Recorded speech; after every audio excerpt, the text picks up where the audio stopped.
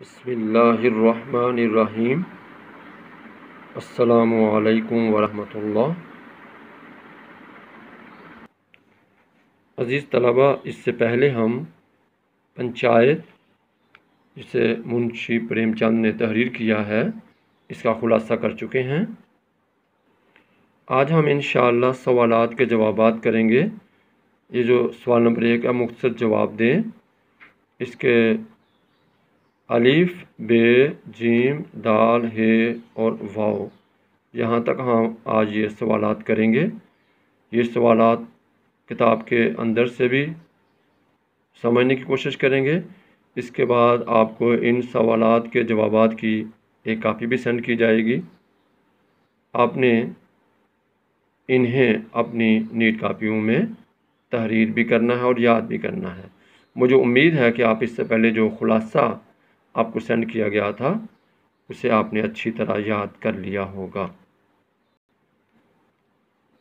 پہلا سوال ہے، جمن شیخ اور الگو چودھری میں دوستی کا آغاز کب ہوا؟ جمن شیخ اور الگو چودھری میں بڑا یارانہ تھا۔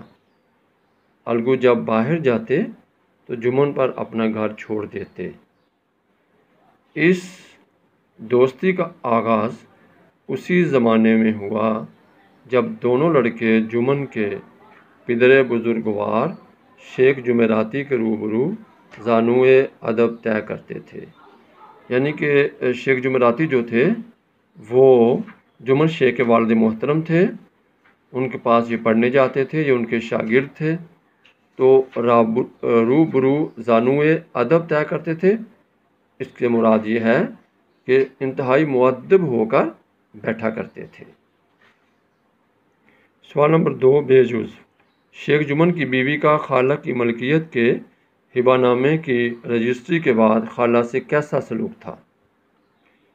شیخ جمن کی ایک بوڑھی بیوہ خالہ تھی۔ ان کے پاس کچھ تھوڑی سی ملکیت تھی، مگر غریب کا وارث کوئی نہ تھا۔ جمن نے وعدے وعید کے سبز باغ دکھا کر خالہ اماں سے وہ ملکیت اپنے نام کرا لی تھی۔ جب تک ہبہ نامہ پر رجسٹری نہ ہوئی تھی، خالہ جان کی خوب خاطرداریاں ہوتی تھیں۔ خوب میٹھے لقمے، چٹپٹے سالن کھلائے جاتے تھے، مگر پگڑی کی مہر ہوتے ہی اس کی خاطرداریوں پر مہر ہو گئی۔ جمن کی اہلیہ بی فہمین نے رفتہ رفتہ سالن کی مقدار روٹیوں سے کم کر دی۔ یوں خالہ کے ساتھ انتہائی برا سلوک ہوتا رہا۔ ہبہ نامہ سے مراد وہ کاغذ یا دستاویز ہے جس میں کسی چیز کو بخشنے کا اقرار لکھا جاتا ہے۔ رجسٹری سے مراد داخلہ اندراج فہرست ہے، جبکہ پگڑی کی مہر سے مراد مکان یا دکان کرایہ پر لیتے وقت ادا کی جانے والی رقم کی تصدیق ہے۔ الگو چودھری کے پنچ مقرر ہونے پر شیخ جمن کیوں خوش تھا؟ الگو چودھری کے پنچ مقرر ہونے پر شیخ جمن اس لیے خوش تھا کیونکہ شیخ جمن کا خیال تھا کہ الگو چودھری اس کا دوست ہے، لہٰذا وہ دوستی کو نبھاتے ہوئے اس کے حق میں فیصلہ کرے گا۔ اس وجہ سے الگو چودھری کے پنچ مقرر ہونے پر وہ بہت خوش تھا۔ الگو چودھری نے کیا فیصلہ سنایا؟ جرہ ختم ہونے کے بعد الگو نے فیصلہ سنایا۔ لہجہ نہایت سنگین اور تحکمانہ تھا۔ شیخ جمن پنچوں نے اس معاملے پر اچھی طرح غور کیا۔ زیادتی سراسر تمہاری ہے، کھیتوں سے معقول نفع ہوتا ہے، تمہیں چاہیے کہ خالہ جان کے ماہوار گزارے کا بندوبست کر دو، اس کے سوائے اور کوئی صورت نہیں۔ اگر تمہیں یہ منظور نہیں تو ہبہ نامہ منسوخ ہو جائے گا۔ تحکمانہ کا مطلب ہے حکمیہ انداز میں کوئی بات کہنا۔ ہبہ نامہ منسوخ ہو جائے گا، اس سے مراد ہے وہ دستاویز جو خالہ جان اور جمن شیخ کے درمیان طے پائی تھی وہ ختم ہو جائے گی۔ ہے جوز سوال، الگو چودھری کا فیصلہ سن کر شیخ جمن کا رد عمل کیا تھا؟ الگو چودھری کا فیصلہ سن کر شیخ جمن سناٹے میں آ گیا، احباب سے کہنے لگا، بھائی اس زمانے میں یہی دوستی ہے کہ جو اپنے اوپر بھروسہ کرے اس کی گردن پر چھری پھیری جائے۔ اس فیصلے نے الگو اور جمن کی دوستی کی جڑیں ہلا دیں۔ تناور درخت حق کا ایک جھونکا بھی نہ سہ سکا۔ وہ اب بھی ملتے تھے مگر وہ تیر و سپر کی طرح جمن کے دل سے دوست کی غداری کا خیال دور نہ ہوتا تھا اور انتقام کی خواہش چین نہ لینے دیتی تھی۔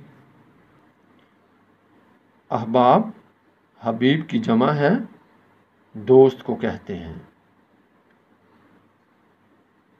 سناٹے میں آ گیا، حیرت زدہ ہو گیا، یعنی اس کو یہ توقع نہیں تھا کہ یہ فیصلہ آئے گا۔ جب یہ فیصلہ آیا تو وہ حیرت زدہ ہو گیا۔ تیر و سپر، تیر اور ڈال، غداری، بغاوت، سرکشی اور بے وفائی کو کہتے ہیں۔ چھٹا سوال جو واو جزو ہے، الگو چودھری نے سمجو سیٹھ کو بیل کیوں فروخت کیا؟ الگو چودھری پچھلے سال میلے سے بیلوں کی ایک اچھی گوئیاں مال لائے تھے۔ پچھائی نسل کے خوبصورت بیل تھے، مہینوں تک قرب و جوار سے لوگ انہیں دیکھنے آتے رہے۔ اس پنچایت کے ایک مہینہ بعد ایک بیل مر گیا۔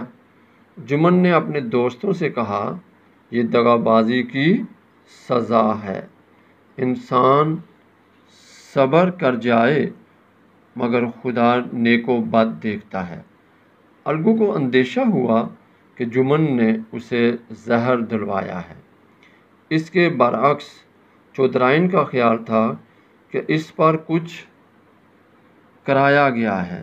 چودھرائن اور فہمین میں ایک دن زور و شور سے ٹھنی۔ دونوں خواتین نے روانی بیان کی ندی بہا دی۔ تشبیہات اور استعاروں میں باتیں ہوئیں۔ بارے جمن نے آگ بجھا دی، بیوی کو ڈانٹا اور ریزم گاہ سے ہٹا لے گیا۔ ادھر الگو چودھری نے اپنے ڈنڈے سے چودھرائن کی شریں بیانی کی داد دی۔ اب الگو چودھری کے پاس چونکہ ایک بیل تھا اور ایک بیل کس کام کا، اس کا جوڑا بہت ڈھونڈا مگر نہ ملا۔ ناچار اسے بیچ ڈالنے کی صلاح ہوئی۔ گاؤں میں ایک سمجو سیٹھ تھے، وہ یکا گاڑی ہانکتے تھے، گاؤں میں گڑ گھی بھرتے اور منڈی لے جاتے، منڈی سے تیل نمک لاد کر لاتے اور گاؤں میں بیچتے تھے۔ اس بیل پر ان کی طبیعت لہرائی، سوچا اسے لے لوں۔ دام کے لیے 1 مہینے کا وعدہ ہوا۔ چودھری بھی غرض مند تھے، گھاٹے کے سودے کی کچھ پرواہ نہ کی اور یوں بیل انہوں نے اس کے ہاتھ بیچ دیا۔ بیلوں کی ایک اچھی گوئیاں مال، اس کا مطلب ہے بیلوں کی ایک اچھی جوڑی۔ قرب و جوار کا مطلب ہے ارد گرد۔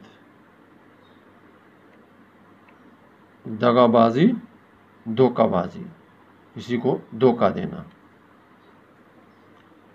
چودھرائن اور فہمین میں ایک دن زور و شور سے ٹھنی۔ زور و شور سے ٹھنی سے مراد یہ ہے کہ زور و شور سے ان دونوں کے آمنا سامنا ہوا، ان میں انبن ہو گئی یا لڑائی ہو گئی۔ رزم گاہ رزمگاہ کا مطلب ہے میدان جنگ۔ پیارے بچوں، امید ہے کہ آپ کو یہ سوالات الف، ب، ج، د، ہ اور واؤ سمجھ میں آگے ہوں گے۔ آپ نے انہیں اچھی طرح یاد کرنا ہے اور اسے اپنی کاپی میں تحریر بھی کرنا ہے۔ امید ہے کہ آپ خیریت سے ہوں گے۔ اللہ حافظ۔